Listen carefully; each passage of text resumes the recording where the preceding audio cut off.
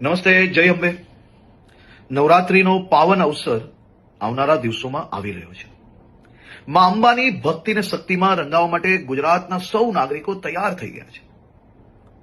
નવરાત્રીના આ પાવન અવસરે સૌ ખેલૈયાઓ દિલ મૂકીને માં અંબાની ભક્તિ અને શક્તિમાં રંગાઈ શકે, ગરબે ઘૂમી શકે તે માટે ગુજરાતના મુખ્યમંત્રી શ્રી ભૂપેન્દ્રભાઈ પટેલના માર્ગદર્શનમાં ગુજરાત સરકારે છેલ્લા અનેક વર્ષોથી નવરાત્રી મોડે સુધી રમી શકે, સાથે સાથે મોડી રાત સુધી નાના નાના વેપારીઓ, ફેરિયાઓ અને જે લોકો દરરોજ આ કામ કરીને એમનું પરિવાર ચલાવે છે, તેમનો ધંધો રોજગાર ચાલી શકે તેની બી ચિંતા કરવામાં આવતી હોય છે. આ વર્ષે બી મુખ્યમંત્રીશ્રીના માર્ગદર્શનમાં આ બધા જ મધ્યમ વર્ગીય વેપારી, નાના વેપારીઓ, દુકાનોવાળા, રેસ્ટોરન્ટવાળા એનો ધંધો ચાલી શકે તે માટે પોલીસને ખાસ સૂચના આપવામાં આવી છે કે 10 દિવસ થોડો લોડ વધારે લઈને બી રાજ્યના સૌ નાગરિકો ઉત્સાહપૂર્વક નવરાત્રી બનાવી શકે તે માટેની ચિંતા કરવામાં આવે.